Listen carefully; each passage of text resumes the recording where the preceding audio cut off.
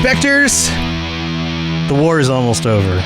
We're almost there. This is episode number 4 of Krogan trying to kick some corporate butt, or I guess the corporate's trying to kick the Krogan butt, but they get their own butts kicked, and it goes back and forth. But hey, we get to find out what happens at the end of this story. I'm super excited. I'm Tom. Sam's here as well. Sam, how's it going?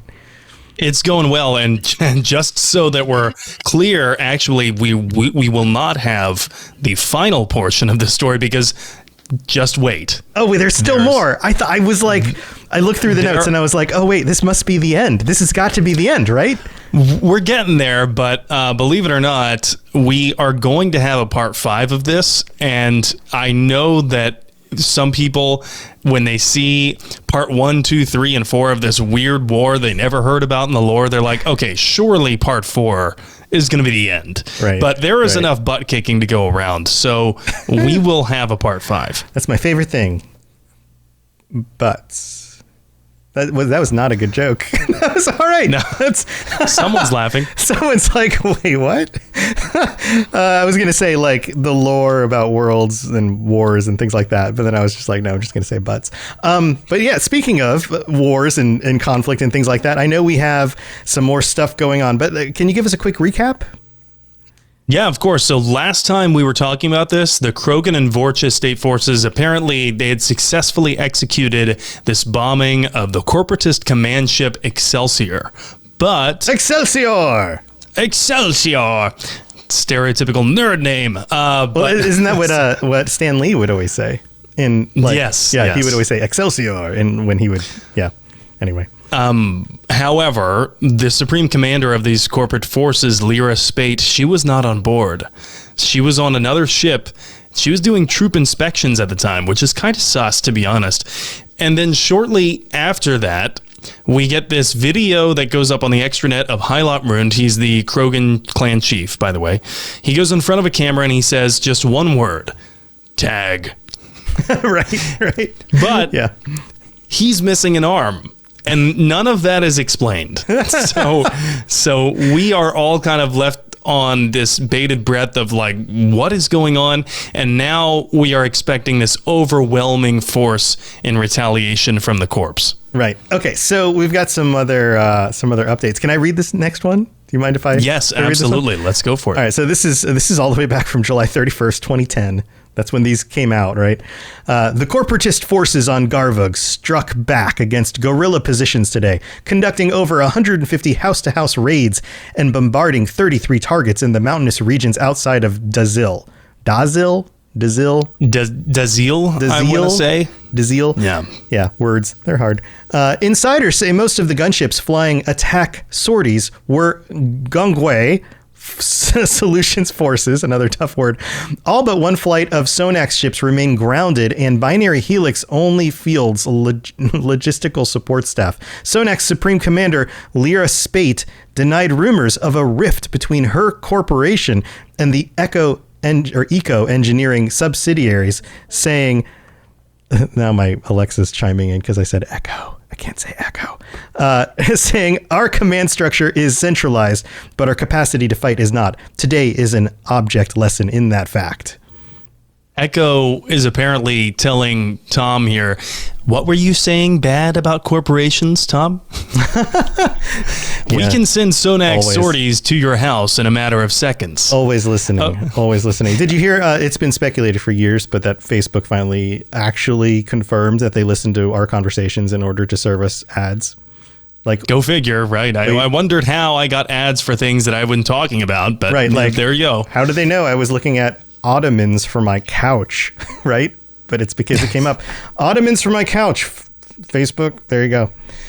Yeah, right. Yeah. Well, let's hope that Echo is not forwarding these conversations directly to Sonax, but if it is, then Alexa, play All Along the Watchtower by Jimi Hendrix. Which, for those who don't know, is an anti-war song. But and a cover, and a Bob Dylan cover. A lot of people don't realize it's a cover. Yes. So I wanted to address this. You just said that 150 house-to-house raids, right? And bombarding 33 targets in the mountainous regions outside Dizil. That is huge. 150 house-to-house raids. Now, you have to think about this in terms of like manpower, right? How many people to raid a house? Probably at least 6. Yeah, you're going to have a full squad of individuals for each house raid, sure. Right. Sure. And assuming they're not just sending the same 6 people to 150 different houses. There's probably an entire squad of them, sure, yeah. Assume at least 20 minutes to clear a house and its surroundings. So, I mean, wow, I'm not going to do the math right now, but that is a lot of hours of house raids, a lot of personnel. And then you have to like think about all of the different support personnel that are working to line up the laser targeting designations for all of these bombardments, making sure they're getting the right targets. Though I'm not too sure if they actually care about that. And all of the ammunition that it takes. I mean, they want this guy gone. Yeah, this is a flex. So this you mess with us, this is what you get. It's also house raids aren't just to try to find somebody in a house. They're also an act of terror. They're supposed to make your enemy afraid of what you're capable of doing and the fact that you're not really concerned with scaring or hurting civilians. It's kind of gross. Yeah, it is. And I find this really interesting, too, that it says insiders, so unnamed insiders are talking to Cerberus Daily News. Insiders say most of the gunships flying attack sorties were Guanghui Solutions forces. Now, why would they make note of that? Well, the next sentence tells us all but one flight of Sonax ships remained grounded, and Binary Helix only fields logistical support staff. So this is implying that there has been a shift of tactical resource usage away from Sonax Industries and toward Guanghui Solutions. Now, if you remember, not too long ago, we were talking about how Sonax got bought out. Right. So maybe we're starting to see the effects of new management, right? Management may be a little bit dissatisfied with Lyra Spate and the Sonax forces. They just lost their command ship, right? And so now, okay, Guanghui, maybe you take it. But regardless of what's really going on behind the scenes, I think this speaks volumes when you said that Sonax Supreme Commander Lyra Spate denied rumors of a rift. Yeah, usually something doesn't have to be addressed unless it needs to be addressed. And it's one of those, it's like you don't have to tell everyone in town that you're the best hamburger in town unless you aren't, like if you are, then everyone should know and you don't have to advertise it.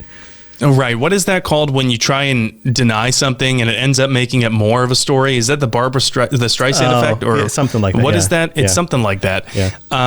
But yeah, that kind of feels like what's going on here with Spate denying these rumors and saying, our command structure is centralized, but our capacity to fight is not. Today's an object lesson in that fact.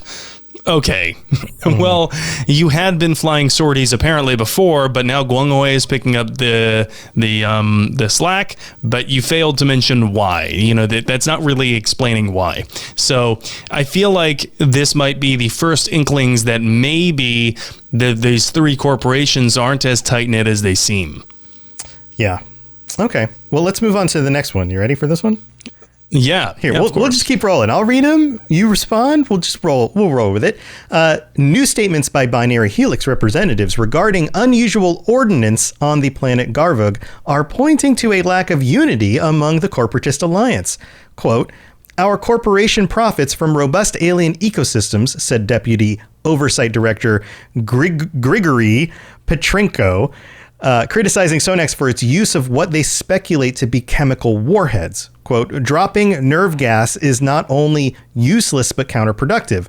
The concentrations necessary to kill a Krogan or Vorcha will kill everything else downwind.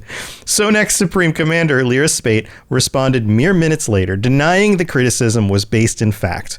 Quote, Petrenko was speaking hypothetically and quoted out of context. Chemical weapons are militarily and politically unfeasible, and so we aren't using them in our munitions, she said. This isn't the 20th century. I love that reference to the 20th century chemical warfare, especially during like World War II. Another one of these moments of like, if you have to deny it, then maybe there's more to the story. It sounds like their PR teams are not working together. That's kind of what it sounds like. Right. At least it sounds like the other corporations, maybe they're just considering dumping Sonax because Sonax stock share was so bottomed out, right? That's how they got bought out. And now they're doing this other shit where the other corporations are well aware of the bad PR that will come from dropping chemical warheads. They know there's journalists around. So they're probably trying to get ahead of the story by sending out this Grigory Petrenko person and saying, yeah, we don't condone that, by the way. Even though this is a Terminus Systems, even though these are corporations, they have like no accountability whatsoever. Right. Right. They are still accountable to their bottom line. And so I find it really interesting that her verbiage, Lyra Spate's verbiage, saying that chemical weapons are militarily and politically unfeasible. Not that they would never do that. Mm-hmm. Right. Yeah, here's an excuse here's a reason why we wouldn't do it, but without actually saying you wouldn't do it. Right, and then they also she does say we aren't using them in our munitions. Well, okay, that doesn't rule out that anyone's not using them in their munitions, and I feel like this could be doublespeak too, because they. So we knew from other corporations that they cared about the infrastructure. They cared about other things on the planet that they wanted to preserve. Right. Who's to say that these chemicals won't outlast the Krogans and the Vorcha even if they kill them? And they clearly want to preserve some level of viability on the planet. Right. It also could be the sort of thing where even if they are using them, they're not using them in their munitions specifically, but they are delivering them in other means. And so it's a way of saying like, oh yeah, well, we're not using them like this. Like you would expect us to use them like this. We're not doing that. Technically. Yeah. They could be putting down just crates of the chemical weapons and then hitting them with those bombardments. Or just flying things over top of the areas and dropping them out of the planes. Like, why put them in munitions when you can just bombard them from the sky or from orbit? They don't have to explode. They just have to land on the target and then kill things. Like... Right. And this is interesting, too, because, of course, it could just be a flat out lie. Like it could just be that they are including them in their munitions. But it's interesting that Binary Helix, this, genetic engineering firm, is the one that's putting out this statement. Grigory Petrenko saying this. And Sonax, the more militarized one, is saying, oh, we didn't do that. But so anyway, it really does seem like there is either this growing rift between the corporations where they're not working as closely together as they previously did, or B, that this is a ploy. Or both. That they're using the press. Or both. It could be both. Yes, it could very well be both. But why? So why would one of these corporations decide that they want to use chemical weapons if part of their goal was eco-engineering the planet? That this planet had such a unique biosphere. Because each corporation has different things they want to get out of the deal. That's why. So if one of the corporations wants to maintain the infrastructure, then that's a priority for them. But if that's not the same priority for the other two corporations, then they don't care if that's a casualty in this exchange because they still get what they want. In fact, that might be the underpinning for some of this conflict and messaging. In fact, there may even be, like you suggested in the previous one, kind of a certain contentiousness between them about who's actually in control of what's going on, because all three of them are supposed to be cooperating, but who's actually making the calls? Are they all just acting on their own and then filling each other in after they do stuff, and now they've got to clarify the messaging? Like, what's actually going on there? Yeah, can you imagine 3 CEOs saying, no, I'm the boss. Right. No, I'm the boss. Right. Oh, those idiots over there think that the reason why we're here is for that. Well, we don't care about that, so we're going to do this anyway. Like, that's exactly what CEOs would do, right? Yeah. And now there's a new CEO, right? What was the holdings company named? I can't remember it now. We just addressed it in part 3. Yeah. Anyway, but there's a new holdings company, which sounds like a hedge fund. So maybe they're like, look, Sonax, you weren't getting results fast enough. It's time to ratchet this up. And maybe that's why, if they were doing it, maybe that's why they were doing it. Yeah, could be. Yeah, there's definitely hints of complexity and it's kind of smartly laid out. Whoever wrote all of this understands how this stuff can work. And by the way, this isn't even addressing all of the humanitarian concerns, for lack thereof a better word, of using chemical weapons on the Vorcha and the Krogan, whose world this is. Right. Even Binary Helix, their statement says, our corporation profits from robust alien ecosystems. Dropping nerve gas is not only useless but counterproductive. And then goes into how it's just going to kill everything else downwind of the Vorcha and Krogan, not to mention at all. They don't mention at all that it's wrong to kill the Vorcha and the Krogan with chemical agents. Right. You can clearly see what their priority is. Like, our priority is our profit margins and doing things that are logical and make sense for us. But being morally upstanding, they don't even address that.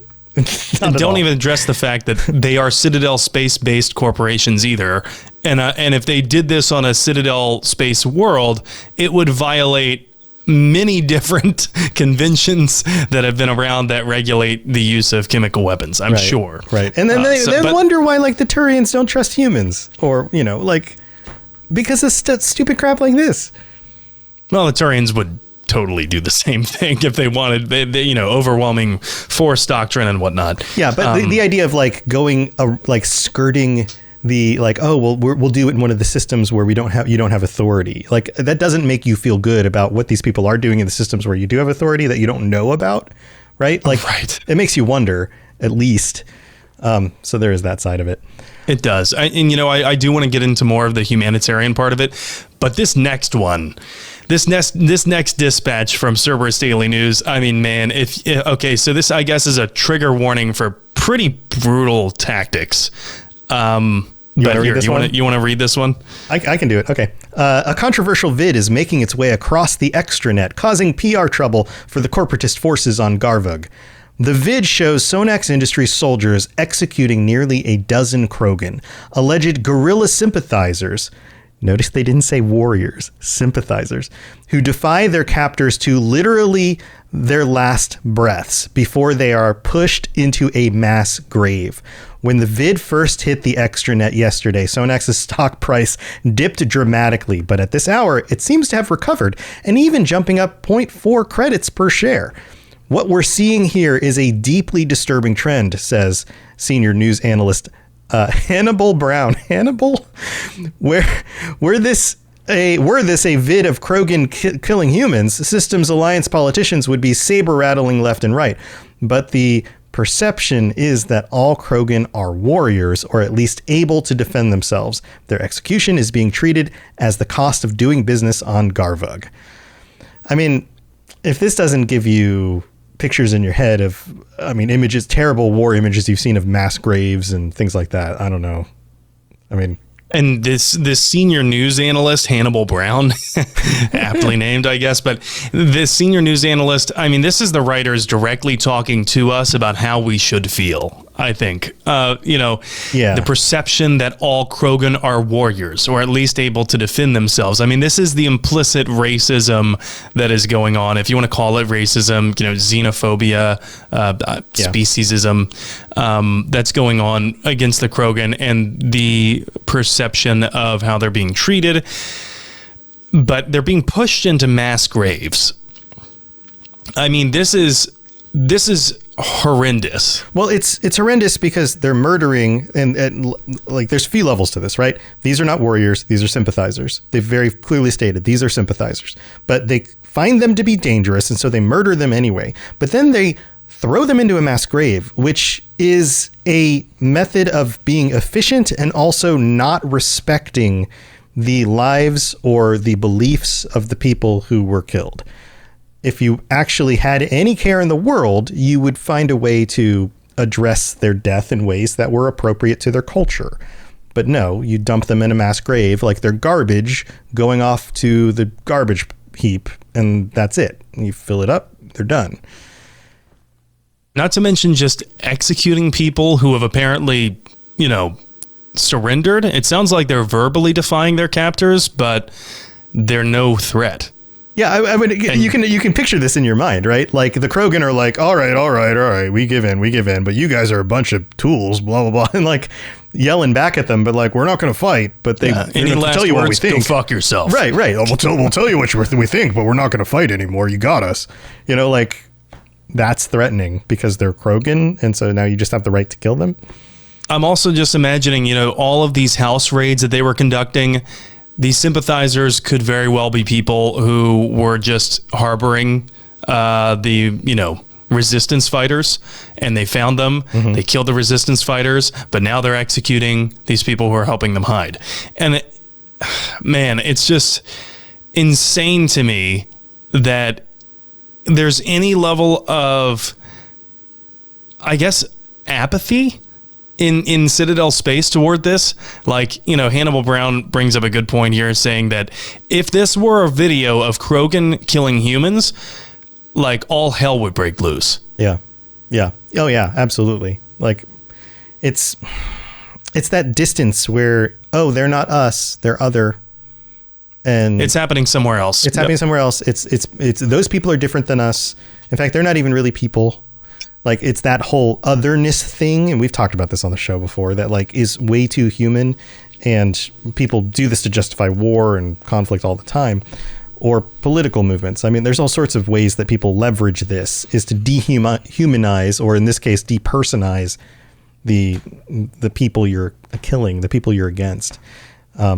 And there could have been multiple reasons for this Sonex's stock dipping dramatically, because it says it dips dramatically, but then recovers to 0.4 credits per share. That could have been a stock buyback. That could have been any number of different mass actions from just a few individuals. I'd like to think that it dipped dramatically because a large number of investors sold off and then did not buy back in. Right. But at this point, who knows? And it is happening on Garvug, this backwater Krogan colony, where it doesn't seem like anyone's really going to step in. So these corporations are able to run roughshod over the local population, who they've successfully, apparently, convinced the press to report as guerrilla fighters and insurgents and warriors, even though they are just defending their own home. Yeah. No, that's from corporate greed. It's insane. This feels like it feels like the Russians complaining in real time. It feels like the Russians complaining about Ukrainians who fight back and being like, "Oh, we're the victims now." That's what this feels like. It's the same exact messaging of like, "Oh, well, they're the ones attacking us." Yeah, I don't know. I mean, I feel like in this situation, there is no way for the Krogan or the Vorcha to launch a counteroffensive inside corporate land, right? Right. Yeah, the differences are, the details are different now because of the way the Ukrainian war has changed, and Ukrainians are now on Russian soil on some of the conflict. But previous to that, you go back months, and even then the Russian messaging was, "Oh, well, they're the ones attacking us. We're the ones in the right. We're defending ourselves. I can't believe they're doing this," like that kind of thing. And that's it's gaslighting for sure. But notice we don't even get a defense like of their behavior from Lyra Spate. There's no quote from Lyra Spate in this dispatch. There's literally, like, last time with the chemical weapons, she just categorically denied it. This time, there's no defense of it. I think that they're just like, well, the sooner we don't comment, the sooner this story will die. Or maybe we just need to stop commenting because we keep on digging a hole. That could be it too. Yeah, I mean, this is pretty bad. And I don't know if there were already protests outside of corporate headquarters before. Imagine what it's like now. Or maybe those people in Citadel space near those corporate headquarters are feeling a little bit of war fatigue. They're feeling desensitized. Maybe by this point in the war, they're just not reacting the same way they did. Yeah. It has been going on for a long time. So there's definitely that. Well, we've got some more to get to, but first we have to go thank our patrons. So don't go anywhere. We will be right back, and we will continue because it looks like the Krogan are kind of on the back foot here. We'll have to see if they punch back. Here we go. Message coming in. Patching it through. I am sovereign, and this Lorecast is mine. I like the sound of that. All right, here we are in the middle of the show. Welcome to the middle of the show, friends. This is where we get to thank our patrons for supporting the show. Patreon.com/Mass Effect Lorecast. If you want to check everything out, you get ad-free episodes and t-shirts and stickers, and you can join us for patron chats, all sorts of fun things. And you can even join for free. So if we put any notifications up on there, then you will get them. Also, we have to shout out our Shepherd tier patrons this week. Draco, Edboy, Kira C, Lieutenant Tusino, Retro Robot, Rotrobot, I always mess that up, Superfly, and William. Thank you so much for your support. And thank you to everybody who has supported the show. And thank you to everyone who leaves a 5-star review on Apple Podcasts. When we get some new ones, we'll read it out on the next episode, whenever that comes out. So heck, you could leave one this week. We'll probably read it out next week. You can also rate the show on Spotify, and you can also share it with your friends. All of that stuff is super helpful, and we really do appreciate it. All right, let's move on with the rest of this story and find out what happens next. Spit it out, or are you trying to build suspense? You're so dense, sir. Obviously, I do not know as much about human relationships as I thought. All right, Sam, you want to do the next one? Yeah, I'll do this one. So this one is not too much of a surprise. You know, we were talking about how there seemed to be this growing rift, and it looks like it's come to fruition now. Here's the dispatch. It says, tonight, a painful but non-literal blow was dealt to Corporatist forces on Garvug. Well, that's good. I was worried it was literal. On Garvug. Binary Helix, 1/3 of the triumvirate of corporations fighting guerrilla forces on that planet, is withdrawing their logistical support. Now, as we remember, just a couple dispatches ago was talking about how Binary Helix only provides logistical support. They're pulling that out now. Quote, we laid out 2 strategies at our stockholders meeting, and the voting made it clear which we would pursue, said spokesperson Othello Nash. The time has come to end our involvement with partners that are not acting in good faith and to reinvest ourselves in more dynamic markets galaxy-wide. Asked for comment, Sonax Industries Supreme Commander Lyra Spate responded, Sonax's resolve will not waver. We are already reaping profit from this planet. If it is not coming fast enough for Binary Helix, then I'm sure Guanghui Solutions will enjoy taking their share. This was a, throw them under the bus moment. By Binary Helix. Ugh. Binary Helix was like, dude, your PR is too bad. It is not even salvageable at this point. We are out. Peace. Right. Not acting in good faith. Basically was just corporate speak for these people are liars and they're manipulating everybody and we're done with it. We're moving on. We don't want to be a part of this. You know how bad of a liar you have to be to hit the bottom line so hard that a partner corporation says you've been acting in bad faith and we're out? Right. Yeah. Publicly making that a public announcement, not just okay, listen, we're done. Let's just go separate ways. No, this is like a public announcement. Right. And again, it's always hard to take these things at face value because it could be a ploy because all of them are liars. Let's not forget. All of them went into that planet because they said it was going to be, they first organized a coup because they wanted access to development projects and eco-engineering projects wherever they pleased. When that failed, they decided, hey, we'll just launch a genocide against the Krogan and Vorcha on this planet. It'll be fine. And then the genocide got a little too genocide-y. So Binary Helix was like, I'm out. It's all right, too much genocide for us. Where that level is, who knows? But they hit it. So for some reason, there was a line. Yeah, I think that they weren't mad about Sonax's tactics. They were mad that Sonax was caught. Yeah, that's probably part of it. Also, what isn't noted on this one is how much the stocks have changed since the previous one.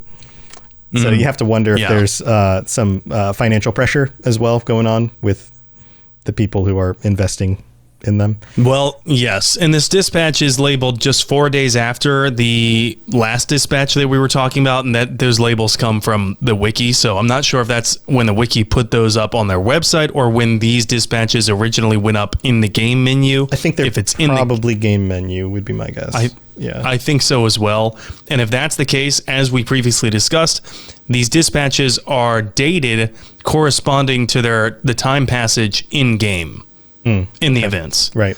Yeah. So just 4 days, that's the amount of time it would take for basically corporate leadership to meet with their PR department and plan an exit strategy and then announce it. Oh, sure. In a hurry. That's a very hurried decision. It's very quick, but if it was severe enough, then they could act that fast. All right. So 10 days later, we get the next one. You ready for this one? Right. Yes, I am. It says, a corporatist army general is dead on Garvug tonight, and authorities consider the circumstances suspicious. Noah Vardos, a 61-year-old brigadier general, died of a gunshot wound to the head at Gunarsh Army Base in Dazil. A base-wide alert sounded when the body was discovered, but was canceled a short time later. Vardos served in the Sonax Industries Army and was known to be a close friend of Supreme Commander Lyra Spate. She has that Supreme Commander title again. Spate herself answered few questions about the incident, saying only that his position will be filled by Colonel Oleg Horvat. General Vardos is survived by his 3 children. No, wow. No, even, yes, this was a terrible accidental situation, or we were infiltrated by an assassin. No justification. And on top of that, no, like, I'm sorry for him, his family, and like, none of that. No, this is the... If you've ever heard people who warn you about unchecked power, this is the ultimate byproduct of unchecked power. They don't even have to answer to anyone, and they know it. And there's no justification. He's dead. Whatever. Moving on. Right. It really is super suspicious, and we're being intentionally led to believe that Lyra Spate had something to do with his death. Or just put the gun to his head herself. Or killed him. Could have just been like, Commander, I need you in my office. Or General, or I guess he's a general, right? Brigadier General. Right. I'm surprised they didn't just go with the defenestration. Like right just out the window. As the cherry on top. Just toss him out the window. He was complaining of poor balance, in the days led up to his death, and then they had an open window in that night, and I'm just, Brigadier General, what are you going to do? Yeah. Anyway. Speaking about Russia, for anybody who doesn't know, there are a number of individuals who have been defenestrated by Putin, most likely. Which means pushed out a window. But right. Just for those who didn't know. But right. There are a few situations where it's like, that seems like the likely cause. And if not by him directly, by somebody who probably worked for him. But like, oh. Yeah. Also, Brigadier General. That's a 1-star general and not a low rank to balk at. This is a guy who would have been privy to very high level intelligence within the Sonax Industry Army. And my guess is probably knew a lot about what they were doing on the planet. Maybe had qualms about the way that it was going. And if that stood at odds with corporate leadership, that's not good because, again, there's no accountability. Yeah. Also, a lot of responsibility. So had this brigadier general commanded a recent mission that went south, didn't work out, or put them in a tough situation, and all of a sudden got to deal with that. Like, Lyra Spate's not happy. You were the person in charge. Well, got to make it clear to everyone else that they better not mess up. At the beginning of this, near the beginning of this series of episodes, we were talking about it. I think you likened it to the corporation's Vietnam. And it really feels like it's trending that way because we're seeing disunity among the forces. We're now seeing scandals break. It just seems like this is going to end in ruin for the corporations. And at this point, also the Krogan and Vorcha, who are going to be left completely, not even decimated. Decimated means 1 out of 10 dead. Right. This seems more like it's going to be half of them dead, at least. And who knows who's going to be king of the ashes at this point. But there's more to cover, right? Yeah. Well, why don't you take the next one? Sure. So the next dispatch comes a day afterward, and it says, new information in the death of Brigadier General Noah Vardos has raised more questions than answers. Colonel Richard Hawk, so his name's Dick Hawk, okay, nice. Colonel Dick Hawk. I got it. Don't worry, writers. I got it. Overseeing security at the Hanarsh base where the general died from a gunshot wound said that no inquiry into security procedures is planned at this time. No suspect leads are reported, and the GBC News has acquired an e-memo sent out to all senior base personnel warning of strict consequences if any personnel talk to the press. Who the fuck is GBC News, by the way? But I don't know. But still, like, this absolutely reinforces everything we just talked about. This whole, like, listen, we're not doing an investigation. We are not reporting anything. And it reinforces the thing you said about how we can just get away with that. We can do whatever we want. We don't have to justify it. So everyone just shut up and let's just be quiet about it and move on. Yeah, it kind of sounds like maybe some of these corporate leaks that we were hearing about earlier, insiders, yada, yada, yada, maybe that was coming from Binary Helix, since they were the only corporation that seemed to have some kind of conscience at the time. Oh, maybe. And now that the whistleblowers are gone, yeah, who cares? What if this brigadier general was trying to step in and maybe they found out that he was going to release some information that shouldn't be released, or was standing up against something that they wanted to do because he all of a sudden grew some morals or something. And then that's why they had him offed. Maybe. I mean, there's any number of motives here. It could just be typical dictator stuff, like you failed me for the last time, you know? And wow, that's a really poor reference today, but so it's like Cobra Commander in G.I. Joe. Oh, yeah, there's that. Yeah. So anyway, R.I.P. James Earl Jones. But yes, it could be any number of motives. It could just be trying to shore up loose ends from the corporation. It could be that this guy had simply failed them for the last time and they weren't going to accept it. Mm-hmm. It could have been that this guy had a conscience. It could have been that this guy, any number of things. But the sad part is we probably won't know the truth because they're threatening strict consequences of anyone talking to the press. There's really no impartial government over this world. Right. The Krogan and the Vorcha. Right. They probably don't know the intricate details of what was going on there. But I'll tell you one thing. I bet you Spectres do. Spectres are privy to pretty much the highest levels of security clearance in the galaxy. I wouldn't be surprised if there was at least one Spectre tasked with at least just monitoring this. Yeah, just checking in, maybe going to the planet, see what's going on. Yeah. Totally. Yep. That would be a cool story. Can you imagine that as like a side game? Or I mean, I've talked about this goes on to other things that I've talked about, like conversations I've had with Lotus of Doom on the Elder Scrolls Lorecast. With games like Bethesda's games, Todd Howard has said things like when it came to Skyrim, he wants it to be a platform. He wants the next Elder Scrolls to be a platform. He wants Starfield to be a platform. Things that'll last 10, 20 years that people can continue to iterate on. And in the future of their development, maybe they will stick around and add more DLCs over time on purpose and kind of play that out longer, because a lot of their games, just like the Mass Effect games, only got so many DLC over like the next year or two or whatever, and then was done, and they were done, right? But can you imagine? They just put out Legendary Edition a few years back. Can you imagine if they released a DLC that was you as some other Spectre? Maybe you make the character and you go to Garvug and you investigate what's going on, and you have like a 4 to 6 hour adventure on the planet dealing with corporatists and Krogan and things like that. People would eat that up. People would buy that. I feel like it's not precluded that could also be referenced in the next Mass Effect. Maybe there will be some Garvug reference here. They've written an awful lot of lore just to toss it away. Yeah. Yeah.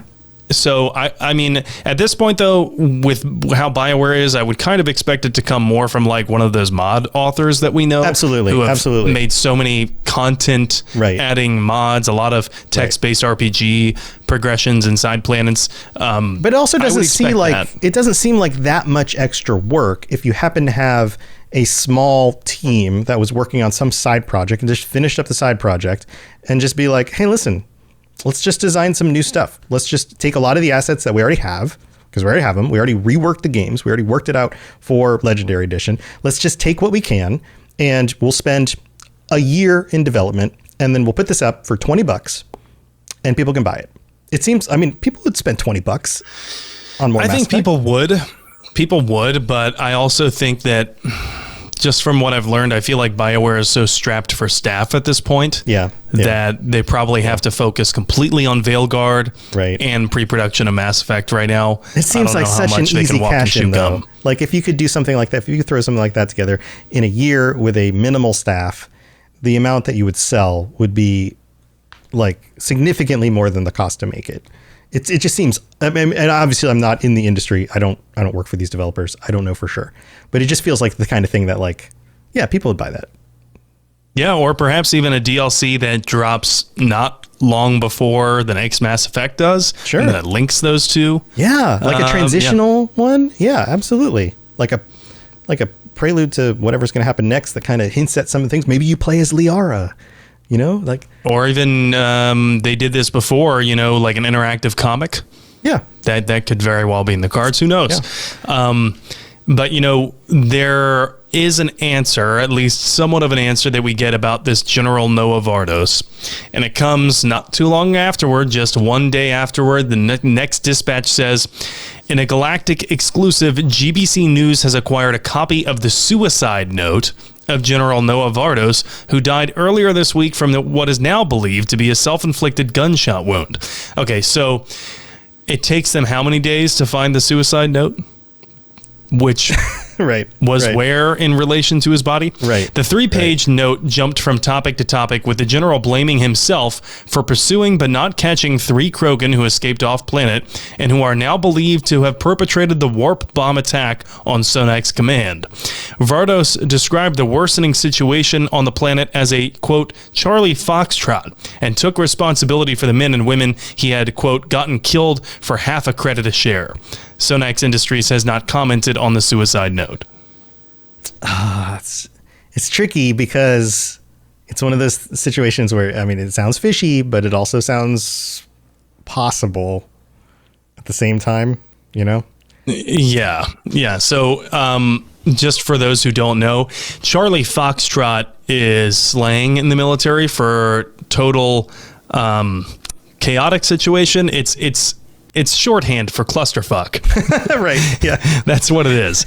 And so basically he was saying that he got all of these people killed for, remember you said 0.4 credits a share. That's how much it jumped up. That's what he saw afterward. And apparently, according to the suicide note, which is very conspicuously written and conspicuously found, according to this, he blamed himself for how much of a chaotic situation this was, that they died for virtually nothing, and then he killed himself. I don't know. I mean, this is a very convenient scapegoat for the corporation to appease its investors, who might read this and think, oh, well, this wasn't really the corporate command's fault that Excelsior, blew up. Right. And now it's been fault. taken care of. They don't have to worry about this anymore because somebody else is going to be in charge. Yeah. Also, it does seem like they are still speaking corporate speech, with him being concerned about how much money and how much profit was made through the actions of the military, rather than, hey, I thought I was doing the right thing, but I realized we're not. Like, yeah, or even just like I messed up and I got my troops killed. Right. That wouldn't have been enough. It would have been enough to be like, you know what? I made a bad call and I got a lot of good people killed and I just can't live with it. That would have been a fine justification by itself. Yeah, the half a credit a share is kind of like that's corporate speech. He was thinking about thinking about stock prices. I mean, in his last moments, that's what he was thinking about. They are mercenaries. You have to wonder, like, was this guy not necessarily paid so much as he was given shares of the company with the idea that, like, if he succeeded, he would be wealthy? It's, to me, yeah, that's possible. But to me, this reads more like he is blaming himself, quote unquote. Mm-hmm. These aren't the things he's blaming himself for. This is what the corporation is blaming him for. Right. You know what I mean? Right. Like, you let these Krogan escape off planet and you only got us half a credit a share. And so they're pinning it from his perspective and being like, and I got these people killed for just half a credit a share. Right. It just sounds like projection to the highest degree. It sounds like more like what the management cares about than what an individual would care about. Yeah. And I took one too many 15-minute bathroom breaks. Right. I feel terrible about that. Yeah. All right. So the story's not over. No, it's not over, and that's why I said that this was going to be like there's going to be a part 5, and this was just a little departure, I guess, from the main line story on the war front on Garvug, because now we're just seeing these rifts that are opening up in the corporate forces, and I feel like maybe this is leading to a total collapse of their war front. We don't know. Right. There is established lore. If you want to read ahead, you can. You can read ahead, sure. But and at this point in the story, right? We don't know.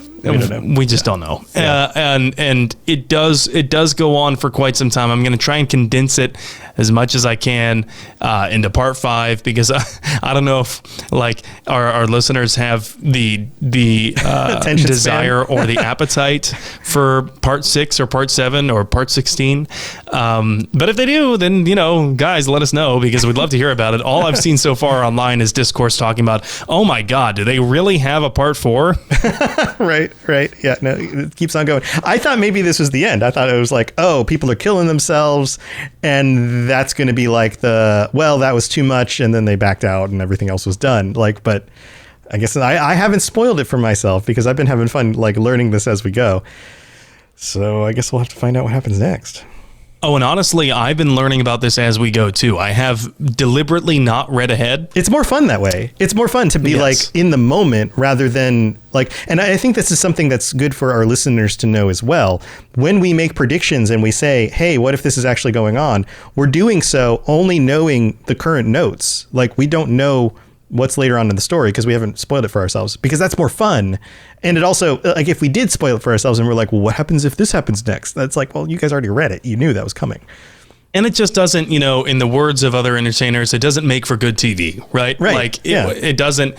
So what I've tried to do, and ultimately I do know one detail about how it ends, because I accidentally spoiled it for myself while I was researching these things, but I haven't looked at how things end. So, yes, if you're watching these and you already know more than us, then you already know more than us. That's just how it is. But I wanted to keep our reactions organic, I guess you could say. Yeah, absolutely. I've been having fun getting through this too. It's also a nice change from the actual game and the stories that you do know because you've played through and all of that. Like, to be able to have something go, well, I don't know what's going to happen next. This is fun.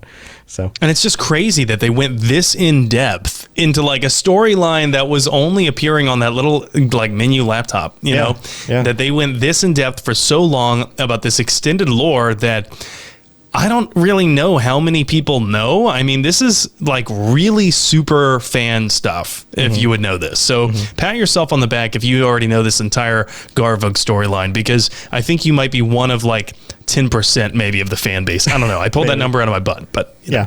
Well, that's my favorite thing, butts.